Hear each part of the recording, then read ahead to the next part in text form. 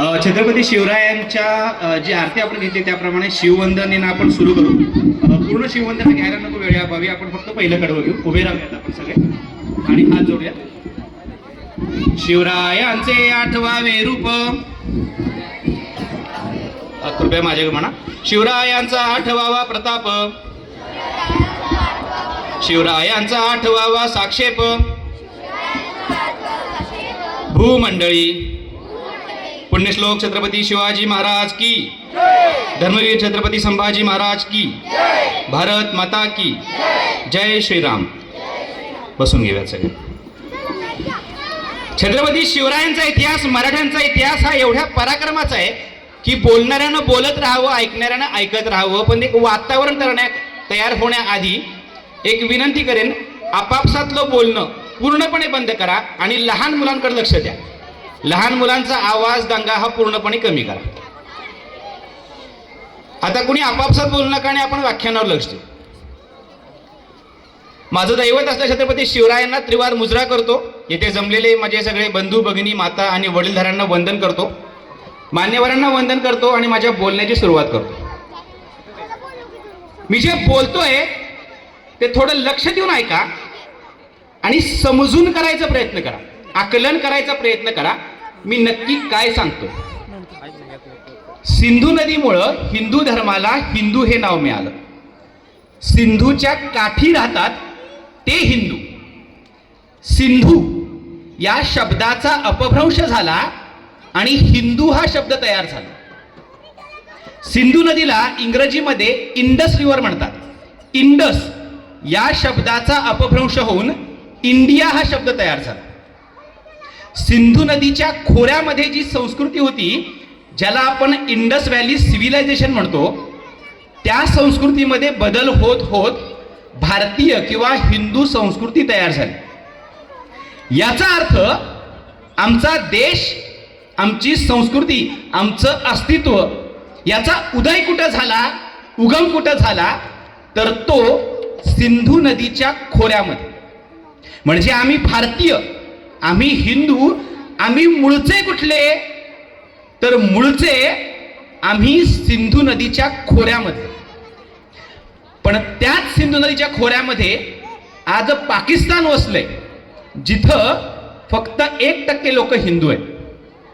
याचा अर्थ जिथं हिंदू धर्म तयार झाला तिथून इस्लामिक आक्रमणांमुळं हिंदू धर्म पूर्णपणे नष्ट झाला. हे झालं पाकिस्तानचं. असंच अफगाणिस्तान. महाभारतानुसार गांधार प्रदेश तो म्हणजे आजचा अफगाणिस्तान. कौरवांची आई गांधारी, तिचं माहेर तो गांधार प्रदेश. कौरवांचा मामा शकुनी, त्याचा गांधार प्रदेश. गांधार या शब्दाचा खरं तर अपभ्रंश होऊन कंदहार हा शब्द तयार झाला, ज्याला आपण आज काबूल कंदहार म्हणतो. अफगाणिस्तान जिथं हिंदुकुश पर्वत होता, आजही आहे, तिथं आज 1% नव्हे 0.1% लोक सुद्धा हिंदू नाहीत. हे झालं अफगाणिस्तानचं. असंच बांगलादेश. हिंदूंची सर्वात पवित्र नदी गंगा जिथं समुद्राला मिळते, ती भूमी म्हणजे बंगालची भूमी. गंगा आणि जमुना नदीच्या पवित्र संगमाची भूमी म्हणजे बंगालची भूमी. बंगालची भूमी म्हणजे कालीमातेची भूमी. बंगालची भूमी म्हणजे क्रांतीची भूमी. बंगालची भूमी म्हणजे उगवत्या सूर्याची भूमी. त्या बंगालच्या भूमीवर आज बांगलादेश वसले, जिथं फक्त 6% लोक हिंदू आहेत. याचा अर्थ पाकिस्तान, अफगाणिस्तान, बांगलादेश हा तो भूभाग आहे जिथं कधी एकेकाळी, फार फार तर 500,000 वर्षांपूर्वी सर्व लोक हिंदू होते. जिथं भारत देश होता, जिथं आमची मंदिरं होती, जिथल्या दारांसमोर आमची तुळस होती, त्या भागातून आमचा देव, देश, संस्कृती, अस्तित्व पूर्णपणे नष्ट झालं. हिंदू धर्माची अवस्था अशी झाली होती की जणू काय एखादा दिवा आहे ज्यातलं तेल संपत चाललं आहे आणि तो दिवा हळूहळू निस्तेज होत चालला आहे. किंबहुना तो दिवा विझलाच असता जगाच्या पाठीवरून भारत देश आणि हिंदू धर्म इस्लामिक आक्रमणांमुळे पूर्णपणे नष्ट झाला असता. पण माझ्या राजानं तलवार उचलली, माझ्या राजानं छातीचा कोट केला आमचा देश वाचवला, आमचा धर्म वाचवला, आमची मंदिरं वाचवली, आमच्या आया बहिणींची आबरू वाचवली. पराक्रम केला तो माझ्या राजानंच, इतिहास घडवला तो माझ्या राजानंच. महाराज तुमच्यामुळे पाहतो आम्ही मंदिरावरले कळस. महाराज तुमच्यामुळे आहे आमच्या दारात तुळस. महाराज तुमच्यामुळे लावू शकतात सुवासिनी कुक्कू कपाळाला. महाराज तुमच्यामुळे टेकतो भगवा ध्वज आभाळाला. महाराज तुमच्यामुळे दिवाळीला दीप पेटवतो. महाराज तुमच्यामुळे पाडव्याला गुढी चढवतो. महाराज तुम्हीच आहात आमच्या स्वाभिमानाचा बिंदू. महाराज तुमच्यामुळेच आहोत आम्ही हिंदू. असा तो शूरवीर आणि पराक्रमी आमचा राजा आहे. नाही, तो आमचा राजा नाही, तो आमचा देव आहे. शिवाजी राजा आमचा देव आहे, जो राजाचं रूप घेऊन आमच्या आयुष्यात आला. श्रीकृष्णानं भगवद्गीतेमध्ये म्हणलेलं आहे, यदा यदा हि धर्मस्य ग्लानिर्भवति भारत अभ्युत्थानमधर्मस्य तदात्मानं सृजाम्यहम् परित्राणाय साधूना विनाशाय च दुष्कृताम् धर्म संस्थापनार्थाय संभवामी युगे युगे. म्हणजे श्रीकृष्ण म्हणतो, जेव्हा जेव्हा अधर्माचा स्तोम माजेल, जेव्हा जेव्हा धर्म संकटात येईल, धर्म संपून जाईल अशी अवस्था येईल, तेव्हा तेव्हा पृथ्वीवर मी स्वतः येईन अधर्माचा नाश करण्यासाठी, धर्माची पुनर्स्थापना करण्यासाठी. कधी येईन? श्रीकृष्ण म्हणतो संभवामी युगे युगे, म्हणजे प्रत्येक युगामध्ये मी येईन. खरोखरच या कलियुगामध्ये या यवनांच्या आक्रमणांमुळं, या परकीयांच्या आक्रमणांमुळं, या म्लेच्छांच्या आक्रमणांमुळं, या मुसलमानांच्या आक्रमणांमुळं ही अवस्था झाली की हे अनादी राष्ट्र, हे सनातन राष्ट्र, हे हिंदू राष्ट्र, हे भारत राष्ट्र पूर्ण नष्ट होतंय की काय. आणि श्रीकृष्ण स्वतः अवतरला शिवरायांचं रूप घेऊन. नाही, नसेलही आमचा राजा देव नसेलही तो आमच्यासारखाच हाडामांसाचा एक सामान्य माणूस असेल, पण आमचा राजा आम्हाला देवापेक्षा कमी नाहीये. कारण आमच्या राजामुळं आज आमच्या देवाऱ्यात देव आहे. आमच्यावर संकट आलं की आम्ही देवाकडे साकडं घालतो की देवा आमचं रक्षण कर.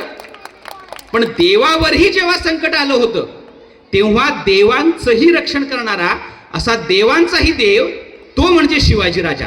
देव नाही, पण देवापेक्षा कमी नाही. राजा माझा देव नाही, पण देवाऱ्यात देव आहे जो, तो फक्त माझ्या राजामुळे.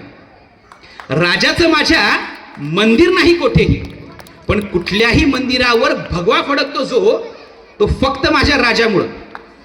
हिंदू धर्म माझ्या राजानं तयार नाही केला, पण हिंदू धर्म आहे जो, तो फक्त माझ्या राजामुळं.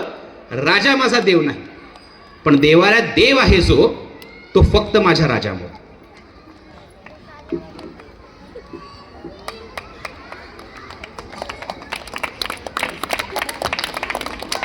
शिवरायांचा इतिहास, मराठ्यांचा इतिहास हा एवढ्या पराक्रमाचा आहे. नक्की कुठला किस्सा सांगावा आणि कुठला नाही, आपण एक किस्सा बघू. अफझल खानाचा वध शिवरायांनी केला. आलेल्या संकटाचं रूपांतर शिवरायांनी संधीमध्ये केलं. अफझल खान हे खरं तर संकट होतं, ते संकट शिवरायांनी दूर केलंच. त्या अफझल खानाचा वध शिवरायांनी केलाच, त्या अफझल खानाचा कोथळा शिवरायांनी बाहेर काढलाच. त्या 7 फुटांच्या अफझल खानाला शिवरायांनी उभा फाडलाच. भवानी मातेला त्या 32 दाताच्या बोकडाचा बळी दिलाच. अफझल खानाच्या 25,000 फौजेला मराठ्यांनी अवघ्या 10 तासांमध्ये कापून काढलंच. पण त्याचबरोबर शिवरायांनी या संधीचं रूपांतर, या संकटाचं रूपांतर संधीमध्ये केलं आणि स्वराज्य आहे त्यापेक्षाही दुप्पट बनवलं. पुण्यापासून वाईपर्यंत असलेलं स्वराज्य शिवरायांनी वाईपासून कोल्हापूरपर्यंत वाढवलं. 10 नोव्हेंबर 1659 दुपारी साधारणपणे 1 वाजता शिवरायांनी अफझल खानाचा वध केला आणि 28 नोव्हेंबर मराठ्यांनी पन्हाळा जिंकला सुद्धा होता. म्हणजे अवघ्या 18 दिवसांमध्ये वाई ते कोल्हापूर, प्रतापगड ते पन्हाळा हा सबंध प्रदेश आणि त्याच्यामध्ये असणारे 40-50 किल्ले मराठ्यांनी जिंकले होते अवघ्या 18 दिवसांमध्ये. स्वराज्यावर नवीन संकट आलं. सिद्धी जोहरचं 40,000ची फौज घेऊन सिद्धी स्वराज्यावर चालून आला. शिवराय आपल्या सोबतच्या 2-3 हजार फौजींनीशी अडकले होते पन्हाळ्यावर आणि त्या पन्हाळ्याला वेढा पडला तो सिद्धी जोहरच्या 40,000 फौजेचा. त्या वेढ्यामध्ये शिवराय 4-5 महिने अडकले. पन्हाळ्याला वेढा पडला तो 3 मार्च 1660 आणि शिवराय त्या वेढ्यातून निसटले ते 12-13 जुलै 1660. तब्बल 4-5 महिने शिवराय त्या मगरमिठीमध्ये अडकले होते. बर, स्वराज्यावर आलेलं हे एकमेव संकट नव्हतं. स्वराज्यावर एका वेळी दोन्ही दिशेंनी दोन्ही शत्रूंचं दुहेरी संकट आलं होतं. दक्षिणेकडून विजापूरच्या आदिलशाहकडून आला होता सिद्धी जोहर 40,000ची फौज घेऊन. उत्तरेकडून आग्र्याच्या मुघलांकडून आला होता शाहिस्ते खान 1.25 लाखाची फौज घेऊन. म्हणजे स्वराज्यावर दोन्ही दिशांनी दोन्ही शत्रूंचं 1.5 लाखाच्या वर सैन्य चालून आलं होतं. स्वराज्यामध्ये झाडून लोटून 10-15 हजारच्या वर सैनिक नव्हती, ती सुद्धा जवळपास 50 किल्ल्यांमध्ये विखुरलेली. शिवरायांनी विचार केला, नाही नाही नाही नाही नाही, हे काय बरोबर नाही. स्वराज्यावर एवढं मोठं संकट आलं असताना आपण एका किल्ल्यावर 4-5 महिने अडकणं हे बरोबर नाही. स्वराज्यामध्ये माघारी जावंच लागेल. त्या शाहिस्ते खानासोबत 4 हात करावेच लागतील. जायचं कसं? या 40,000 फौजेच्या मगरमिठीमधून जायचं कसं? एक धाडसी निर्णय शिवरायांनी घेतला. पन्हाळ्याच्या जवळचा किल्ला विशाळगड, त्याच्यावर धावत जायचं, पायी जायचं. कसं जायचं? तर शिवरायांसारखा दिसणारा एखादा व्यक्ती शिवरायांचं रूप घेऊन त्या सिद्धीला भेटायला जाणार आणि एक चित्र तयार करायचं की हा शिवाजी शरण आला. आता ज्या शिवाजीला पकडायला हा वेढा घातलाय तो शिवाजी स्वतः शरण येतोय असं कळालं की तो वेढा थोडासा ढिला पडेल आणि मग त्या ढिला पडलेल्या वेढ्यातून निसटायचं विशाळगडाकडे. जाणार कोण? शिवरायांचं रूप घेऊन मृत्यूला मिठी मारायला जाणार कोण? तर शिवाकाशी. जरा कल्पना करा त्या शिवाकाशीच्या काळजाची. नाही नाही, शिवभक्त आपण सगळेच असतो. कुणी जय भवानी म्हटलं की जय शिवाजी आपण सगळेच म्हणतो.